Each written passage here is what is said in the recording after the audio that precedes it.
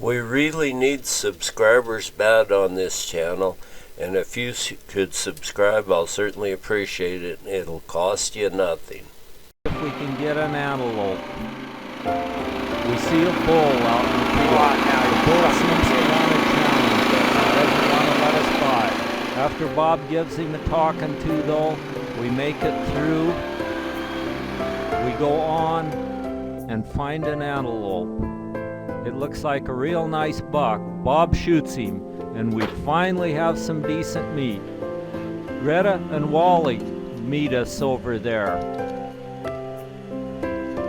We go out to the Red Desert to see if we can find some wild horses. We'll be going out near the Boar's Tusk, a very important landmark. And there they are in the big valley below. We expected to find them there because there's plenty of feed and grass and water here. We drive as close as we can, then we take to foot and sneak out to get up to see if we can get some pictures of them. Wally has a big telephoto lens, so it should work well. Greta pauses a moment to look at an anthill, a very interesting anthill. As we move out, we're trying to be a little bit quiet, although we know the horses see and hear us. The herd stallion is the big herd stallion.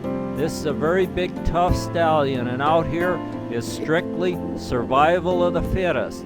They not only have each other to worry about, but then there's those terrible cold Wyoming winters with the snow and the wind and the terrible cold weather.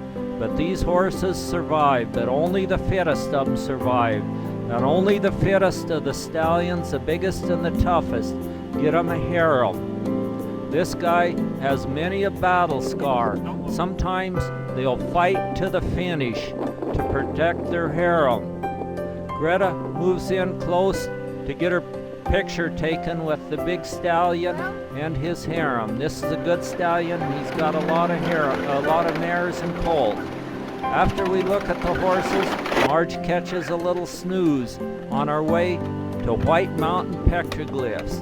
This is a very important landmark here. No vehicles beyond this point. One of the old archaeological sites. It's thought to be 5,000 years old, and it's a very, very nice one. We even think we see woolly mammoth petroglyphs here.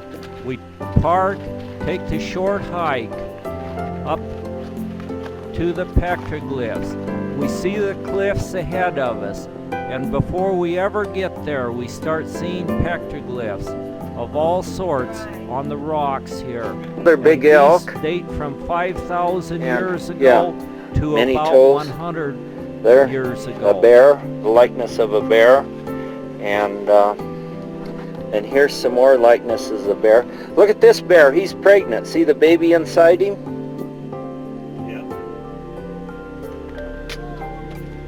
This is a humanoid put here for a puberty ceremony for a young girl when she comes of age. What are you doing there, Marge? I was in the shade. Oh, you got a good lens. Take some pictures inside there of the petroglyphs. Did you? A few fires in here too. I expect, yeah. You see them there, Wally? Yeah, I think so. Yeah, they're Farther down. They were probably a smaller people to get in this area and work. Oh yeah, there they are on the wall there. Here or up here? But actually turn out. Yeah, here's another humanoid here. Right here, and there's some more humanoids. And here's a good humanoid. Now that's pretty late.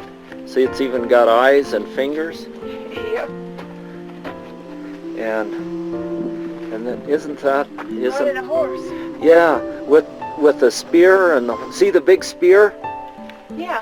I wouldn't want to have gotten his way. And see, this guy here is on a horse. He's a chief. See his war bonnet? and somebody else has got a spear pointed at him. And that goes back 20, 30 feet. Yeah, they probably used that in storms. And look at the chicken tracks on the wall here. Looks like the likeness of a bear because he has many toes.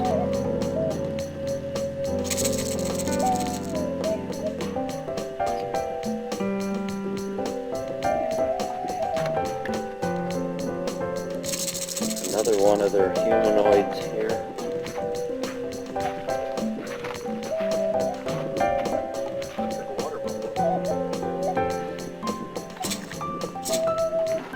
Yeah, no, that's the bison with the tally marks. So they probably used that to think of verses on a honey prayer. Now there's just an excellent display here on the wall. And then the handprints over the handprints here. And over here are bear tracks. And the animal here, we were thinking possibly this was a mastodon or a woolly mammoth likeness here from maybe about 5,000 years ago. It's got a tail and it looks like two tusks and a big ear.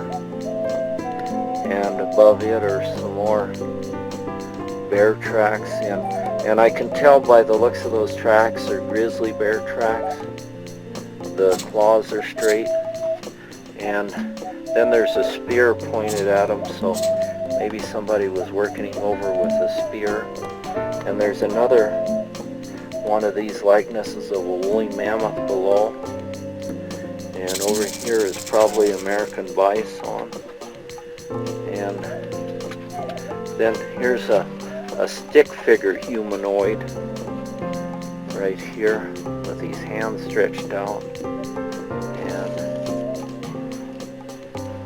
some more humanoids. Nature's bonsai there. Growing out of a crack in the rocks. Yeah. Yeah.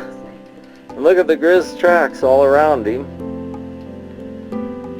Tally marks again.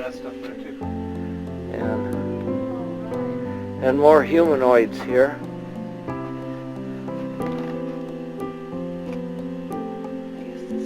That almost looks like a fish. Well, maybe. See, this would have been part of the Great Basin, I guess. See the tail on the end and the fins up in the air? There's something else earlier that looked like a fish also. Oh, Yeah, it's kind of- well, you know, this was the Great Basin. And there were surely fish out here when there was water in it. What's that hole in that bison there? Yeah, I was just looking. Has that been drilled in there recently?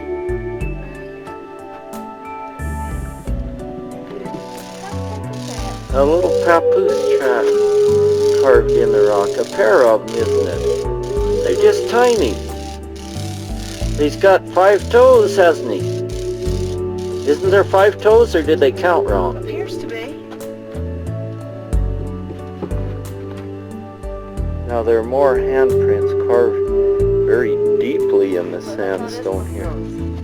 Yeah, now that must have been a big guy. This guy only had 3 fingers. Yeah. Maybe somebody had to cut a few fingers off him. Maybe he was taking some that he wasn't supposed to. Yeah. There's a teepee and the symbol of a woman next to it. I wonder what that guy had in mind. There's a hunter here. Sure goes back a ways. Yeah, isn't this nice? Cool. Yeah.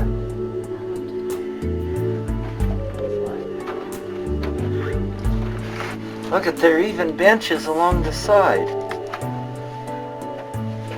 Somebody's been nesting too. Yeah, it looks like some wood rats have been Wow, coming it's in nice here. and cool in here. Yeah, isn't this nice? We might just stay here.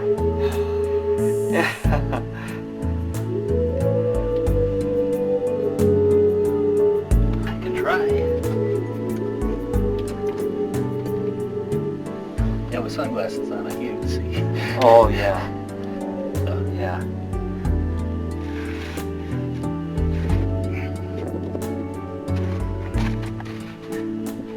There. We're at the Tri-Territorial Monuments here, and we're going over and read the sign here. Tri-Territory Historic Site. Historic Site, marking the common boundary of the Louisiana Purchase, 1803, the Northwest Territory, 1846, and Mexico, 1848. The site is located where the Continental Divide crosses the 42nd parallel north latitude, dedicated September 24th, 1967, by the Kiwanis Clubs of Lander, Rollins, Riverton, Rock Springs, Wyoming. This site, where the Continental Divide crosses the 42-degree parallel north latitude, was first claimed by Spain through the presumptive right of early discoveries and explorations. The area was also a part of Acadia, granted in 1603 by Henry VI of France, and a part of New England. That wasn't right.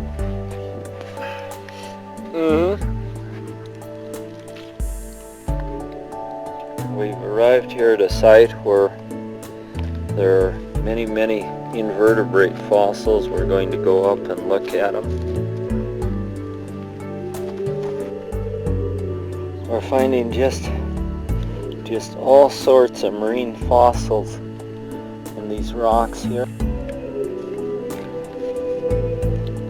Just seashells galore. What do you think of that one there, Wally? That's a pretty nice one. That's Nice. got a lot of stuff in it, hasn't it?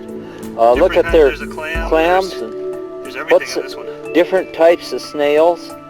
At least 3 different types of snails there. I can see from here.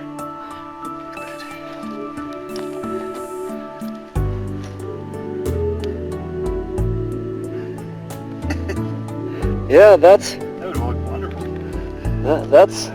that's some big nice ones. Beautiful ones. And look at this one up here, right above. There. Yeah.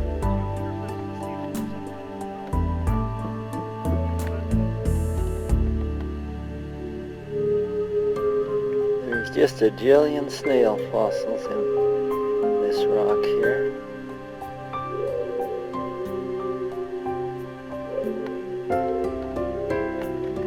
The fossil layer is right under this sandstone overburden here. It's right underneath there.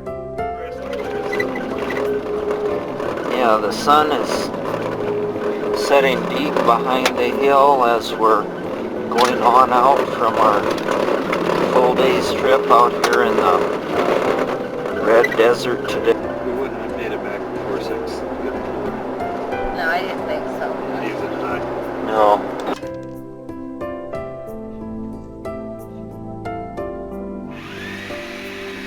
We return to the cabin and we have work to do. Wally got an antelope and we have to cut it up. We look out the cabin window and here's an old buck antelope. We've seen him out here for about 10 years. He's really big and he has a bad leg, but that doesn't stop him from polishing his antlers. And one day he even had to hair them. He kept it a day or two till someone else got it. He sure pranced around when he had it. Greta holds the antelope while Wally saws it up with the saw.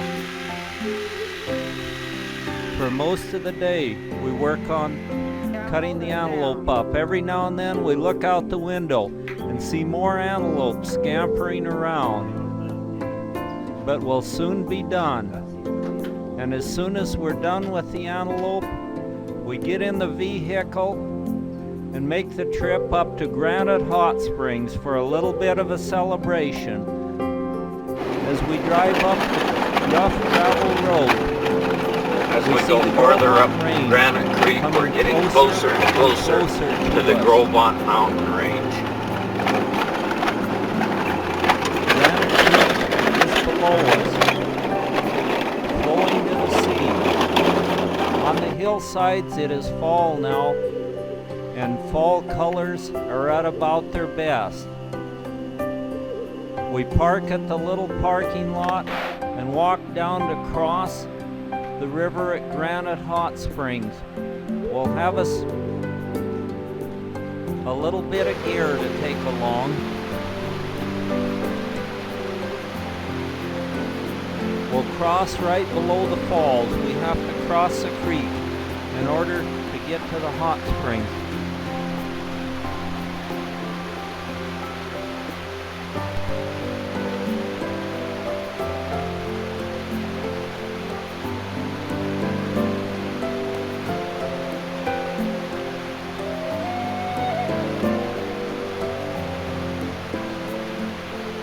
Marge struggles with the current to cross here, but the rubber boots really help. If you try to do this barefooted, it's a little hard on the feet, but it's not that it can't be done that way. We finally get across, and the hot springs is just right on the other side. The hot springs tumbles down from the cliff above and then lands in a little pool below where we'll get in to soak. We watch Granite Creek as it tumbles down and roars down the waterfalls. We'll sit in the pool and watch the waterfalls. The sound of the water is so intense by now we can't even carry a conversation on. So we more or less just sit and watch the waterfalls as Granite Creek crashes its way down waterfalls and rapids. Eventually these waters end up in the Pacific Ocean.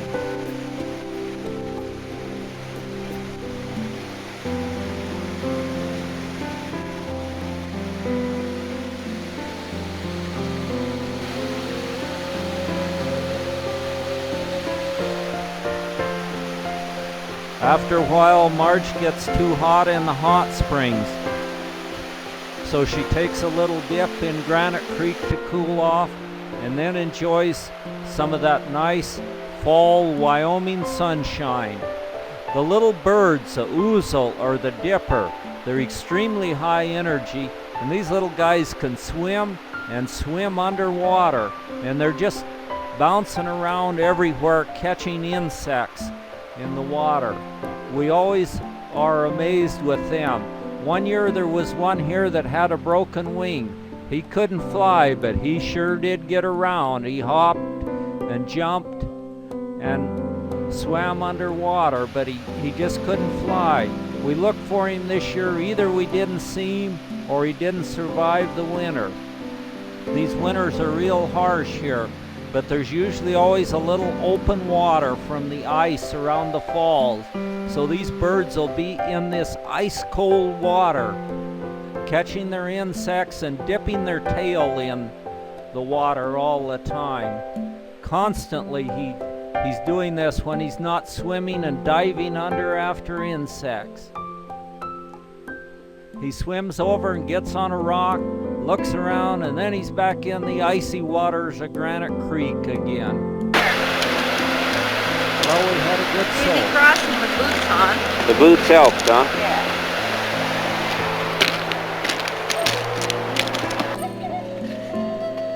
Looks like a beaver's gone to a lot of trouble to build a huge beaver house there. When we get back from the hot springs, we we back find to that our the cabin clothesline has and blown find down. the wind has blown And all our the clothes are clothesline laying down. on the ground. The clothes are scattered around in the sagebrush. Well, we got to gather the We'll clothes pick them out up of the sagebrush. and fix since the the clothesline clothesline so it'll broke be down ready now. for the next time. No harm done.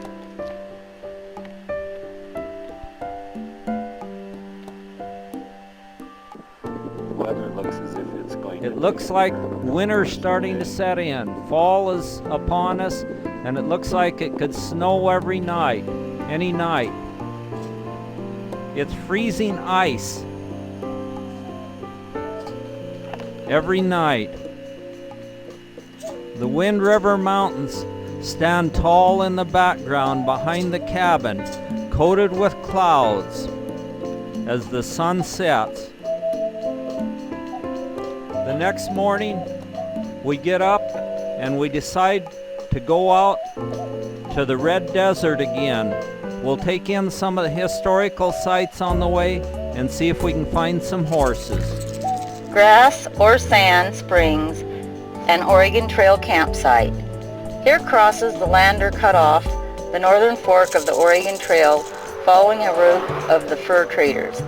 It was suggested as an immigrant road by mountain man John Hockaday in order to avoid the alkali plains of the desert, shorten the trip to the Pacific by 5 days, and provide more water, grass, and wood. In 1857, it was improved as a wagon road by the government under the supervision of F.W. Lander and termed the Fort Kearny South Pass. Honey Lake Road. As many as 300 wagons and thousands of cattle, horses, and mules passed here each day. An expanding nation moved with hope and high courage. The trail cut deep into the dirt of the plains and the mountains remains as a reminder of a great epoch. Sublette County Historical Society. This trail has been marked at all accessible points with brass caps. Little Sandy Crossing. On Monday evening, June 28, 1847, Brigham Young and the Mormon pioneers met James Bridger and party near this place. Both companies encamped here overnight and conferred at length regarding the route and the possibility of establishing and sustaining a large population in the valley of the Great Salt Lake. Bridger tried to discourage the undertaking in this conference. He is reported to have said that he would give $1,000 for the first bushel of corn grown in the Salt Lake Valley. When we arrive at the Red Desert, we first spot a little herd of desert elk. These elk just live right out in the sagebrush all the time. And there's some really big bulls out there, although today all we're seeing are some cows and calves. But there they are, the herd of horses, with their tails whipping in the violent wind. There's wind to chill you to the bone out here today, and the weather's cold, but these horses don't seem to mind. They're in a playful mood, and they're galloping around with their tails flopping in the breeze. They move back and forth and put on a show for us. This stallion is in one real big hurry, and the others follow.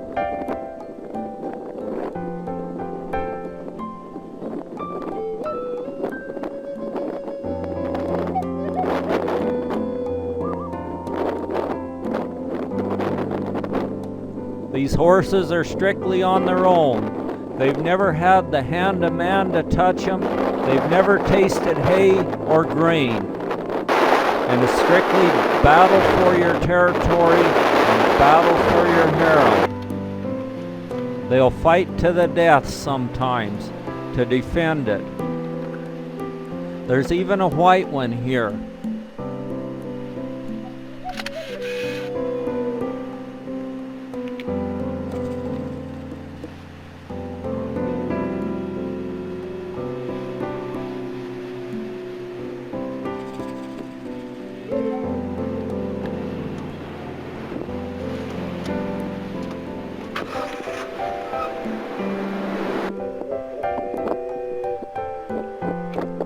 We go on and find another little group of horses. This old horse has a battle scar right on his rump. but he's still got him 2 mares and a colt in his harem.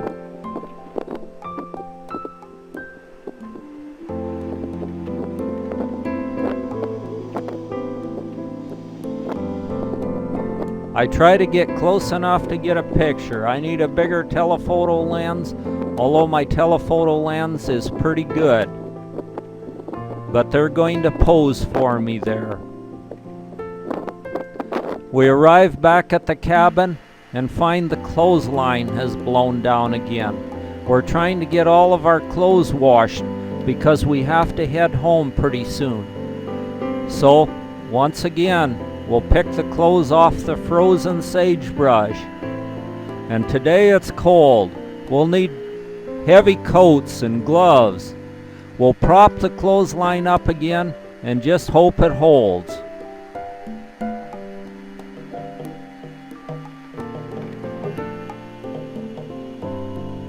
The wind whips the clothes dry in no time.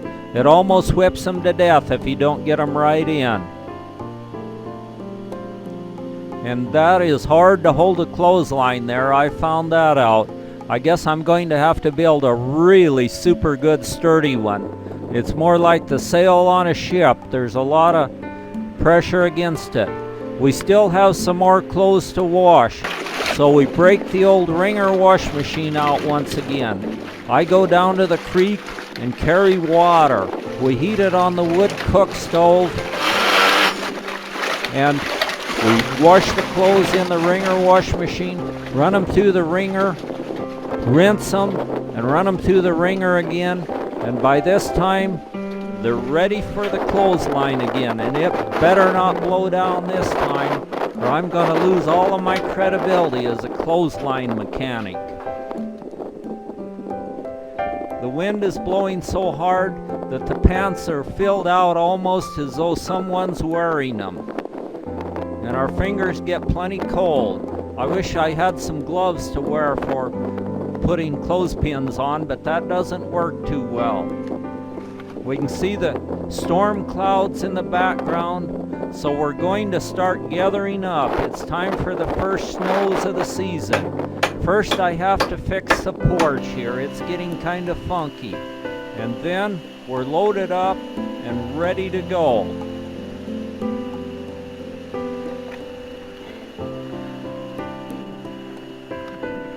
Well, we're heading home. There's a closer look at Tom's porch he got finished.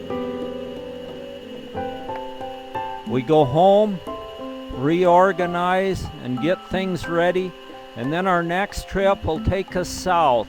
We're going down the Death Valley area and see